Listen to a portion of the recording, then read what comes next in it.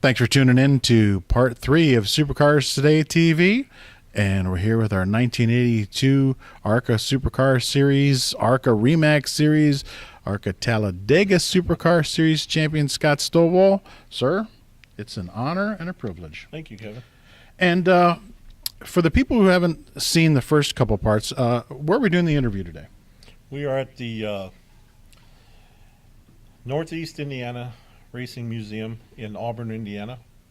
It's a museum that hosts a lot of the Northeast, Southwest, Northwest, and Southern Michigan local racers, racetracks. There's a lot in there to be seen. There's a lot of cars, a lot of memorabilia from the tracks around Fort Wayne, from the South Anthony Speedway to Fort Wayne Speedway, Bearfield, Avila, Angola, and there's some things with Butler Speedway and things like that. And there's also some other things in there, some old Cup cars and some Indy cars and things like that.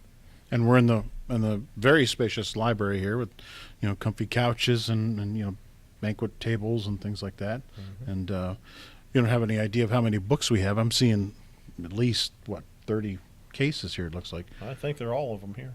Yeah. All of them. I hope they're all here. And if somebody wanted to get here, how would they get here? Just off of Interstate 69. I believe it's County Road 11A. Not exactly sure the mile marker. I think it's 326, but I don't want to lie to you. But it's right across from the auction park here in Auburn, where they have the famous auction every fall. It's right across the interstate from that.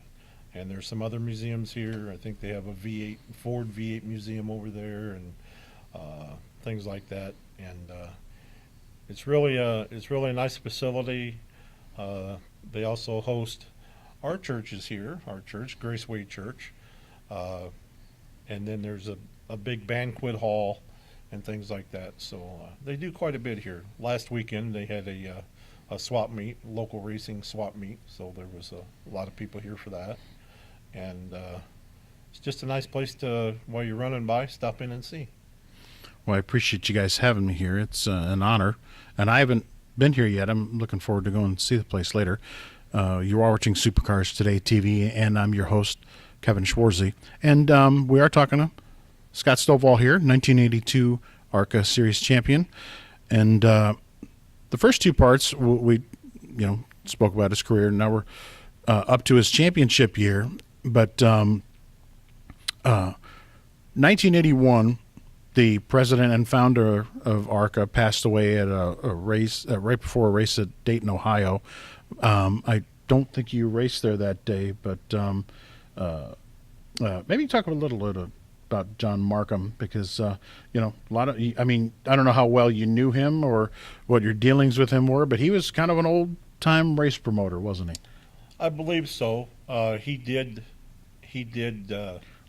promote Bearfield Speedway at one time. Like that was well before my time as far as racing or anything like that. I was just running around the grandstands and probably riding pop containers down the hill behind the grandstands or something, doing some kind of racing.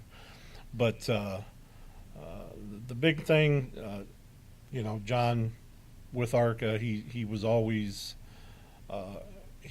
there, as far as I can remember, to promote the shows. He would always listen to people. And as little kids, he would always give you a silver dollar. Do you still have yours? I talked to a lot of people say they have theirs still. I probably do. I'm not going to say I have it tucked away at a certain place, but I'm sure I probably do. Shift gears a little bit here, but back to your ASA racing days. Not many people can say that they raced in an NFL stadium, but you have. Yeah, we went up there to the Silverdome, and Pontiac, Michigan. Pontiac, Silverdome, and they had a Silver Creek, I believe at the time, ASA Silver Creek Series race up there, and we went up there and raced in it, and we was doing fairly well, and then we blew the engine. And when that engine blew, I thought I was going to end up in about row double A or triple C or something, And so did the fans, probably. because it let go and it just started doing real tight donuts, and I don't know how many times I spun, but it felt like I was in a top. That's funny. But if I remember right, you raced on the floor, and I don't know what that material is made of, but Well, you had the teams in the middle. I mean, and that track was tight. it was little. I mean, it wasn't a matter of racing side by side. It was a matter of follow the leader till somebody slipped. And the biggest thing I can remember about it, it was on concrete. All the teams were in the infield, in the center. People were in the grandstands around it.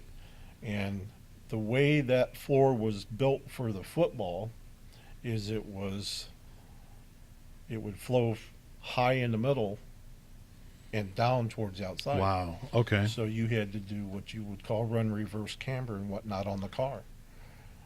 Wow. So Okay. because it was, instead of having your banking to the left, it had just a little bit of a slope to the right. So it was a little odd, but Well, the whole thing, I'm sure, was pretty hot. We're racing on a penny here. I think a dime might have been. Yeah, well, right. Oh my goodness gracious. So, 1982 ARCA champion. You got your first win. Then you go 4 years without another win. Is it back to what we talked about in the previous segments of trying to get that stuff to last? And it was just, that's the way our whole racing. I mean, through the ARCA deal, that's just the way it was with our team. You just, we had the same short track car from when Moose was driving all the way up till when we stopped racing ARCA. It was the same car with just different bodies. We did have a couple different speedway cars. One is in museum in Talladega, a 77 Oldsmobile Cutlass. We had, I think the last one we had was an 88 Olds Cutlass that was actually a Dale Jarrett sportsman car when we bought it. And the speedway cars is ones that you could only run so long anyway, so you had Right. to update. But our short track car, when they first started running them, it was built as an ARCA short track car, and then for a time there, you was able to run some Howe cars and whatnot, but we just always had the same car and just kept, making it work. thank you for watching Supercars Today TV. This is part 3 with our special guest, Scott Stovall, the 1982 ARCA Series champion. And fall of 1990, you finished 5th at Atlanta. That's it. What happened? Well, we had a lot of plans, thinking about getting a new short track car and whatnot, but as I said before, we was financed out of our own back pocket. We owned a construction company that was named R.W. Kane Incorporated. We built prefab metal buildings, Butler buildings, and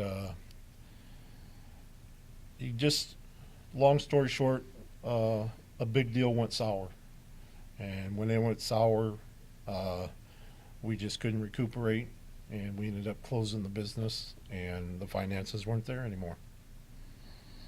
At 92, 93, 95, 96, maybe a time to, come back at it, or was that about it? I did run 2 more ARCA races, per se. Mike Buckley had some cars, and I helped him out at Daytona. He had a deal with a sponsor to go to Daytona. The car had to make the show. If they couldn't get it going fast enough, he asked me if I'd qualify it so we could get the car in on a champion's provisional if possible. And that's how we got it in. I started the race, got out so he could finish the race. And then years later, he, I think it was Kentucky Speedway, we went to that, and I ran his car down there and ended up breaking a crank in the motor. So I believe it was '05, I think. Something probably like between the time I quit running ARCA full time, I've run modifieds, super lates, late models, stock clip late models. I kept racing until about 5-6 years ago. Why'd you quit that? Just time to quit? Money? Just, Time to quit. Some of the deals that I was running, it went different ways. Family, a lot of little things. yeah, just little things that go on, and since and during that time, if I'd take a year off or something, I was a flagman at Bearfield for a while. My wife and we worked up at Angola Speedway a couple years ago. We was a race director and things like that. And then the opportunity came to work for ARCA, and I jumped at the chance. How do you like doing that, being unofficial? Different I on the really other side, enjoy huh? it. I really enjoy it. I just really enjoy being around ARCA. It's just always been like a second home to me. Now, I did read, I don't know if it was the ARCA yearbook when you won the title or what, but somewhere you were quoted as saying you guys were maybe going to look at running Cup. I mean, is that just something that everybody says, or were you guys really considering it, or what happened there? Well, that goes all back to dollar figures. We would have run Cup. Like I said, we did run the one race, the Kroger 200 in Indianapolis.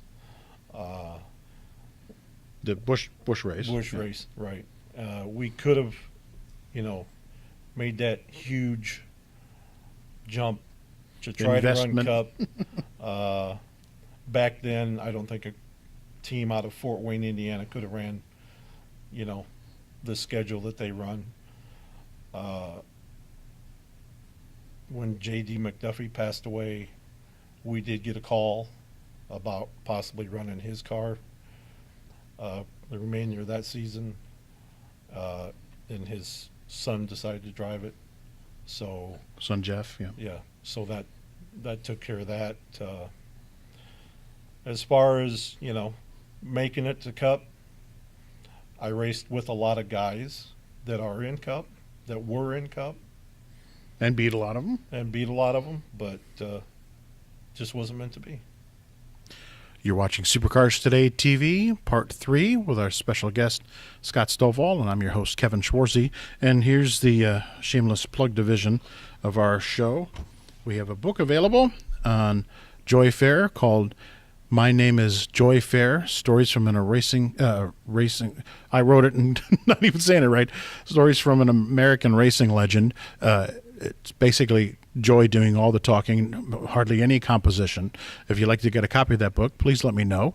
Either email us at scttv91@gmail.com or, leave a comment in the comment section at our Facebook page at Supercars Today or on our YouTube page, Supercars Today TV. And please don't forget to like and share our pages and these videos. You know how algorithms work. You like and share, and more people see it, more people notice.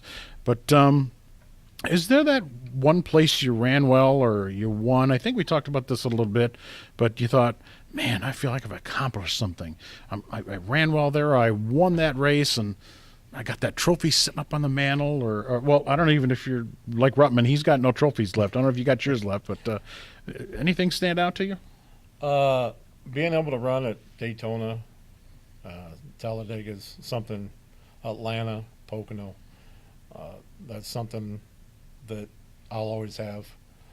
I would say the favorite race that I ever won was at Winchester. It was a USAC race, and I beat Ken Schrader. So that is probably the favorite race and the most prestigious race that I won that I can recall. Any regrets, or you're pretty happy with how your career went? Real happy. I mean, there's no regrets. wish you could have made it one more step, but it was meant to be the way it was meant to be, and I'm just happy I got to race when I got to race, where I got to race.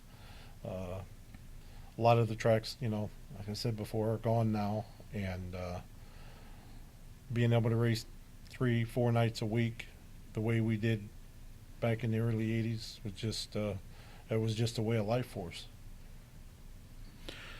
Now, we've talked about this a little bit before, and I don't know what this is going to do for it, but I know you said it kind of doesn't bother you that you can go through an ARCA garage, and most don't bother you, but there is a bit of narcissism in every race car driver, I would assume. You kind of got to be a little bit self-focused to want to do this for the most part. But again, I just find it amazing that you can, walk through a garage and really not be noticed, except by guys with gray or white hair. I just, are you more noticed around this area, or? I would say so. Toledo, when I go to Toledo, Salem, it's more noticeable than it is like, when you go to Daytona or Talladega or somewhere. But a lot of times when it is someone that sees me at a track like that, it's someone, either an old rival or someone that, like you said, one of those old grayer guys that comes up and, hey, remember? I sure do. And you're surprised they do, right? Yeah, back in the good old days. Speaking of rivals, did you have one that stood out? That it's like, wow, he and I really had some good times or bad times or whatever. Not any that really stick out. For the most part, it was like running ARCA. You run with the same guys every week, every other week, whatever it was. And running local, sure, there was every once in a while there was somebody, especially later in my career, where they shouldn't let you run here because you're an ARCA champion or something like that. It's like, well, yeah, but I put my shoes on just like he does, So, right. But as far as any real rivals that I can just sit there and pick out, I don't think there was any. So then, last question before we're done with part 3 here. But so you're officiating now with the ARCA Menard Series.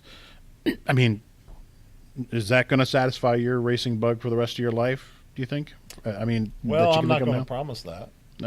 Of course, but as you're sitting here now, is that going to do it for now? Yeah, I think so. I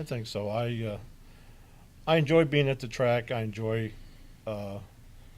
helping out any way I can, and being back with ARCA I really enjoy that.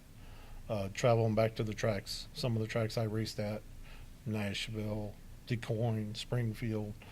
I just really enjoy, being around that type of car. And is it kind of neat being an official, or more of a wow to see it on the other end now? You're not just focused on one car; you're focused on 40 or whatever job you're doing. You see all of it. I think it's easier for me than maybe someone coming in as a per se. I used to be a fire chief. I want to work for ARCA, or something like that, because I went through everything to where I used to try to beat those guys. We used to try to pull the wool over their eyes. Well, now, there's a few. You're not things, pulling the wool over my eyes. Well, there's been a few things that I've pointed out to people that they're like, oh, well, I never would have thought of that. It's like, I would have. Right. So it's just it's an easy transition for me, as far as becoming an official and inspecting cars and whatnot. As we lid out of part 3 here, you're watching Supercars Today TV with our special guest, Scott Stovall. Don't forget to tune back in to part 4, and we hope you've enjoyed this program. One final question. Your dad passed away in 2012, so we don't hear that famous laugh anymore. You want to try it? Or no? I hear it's pretty unique. I don't think I could quite get to it.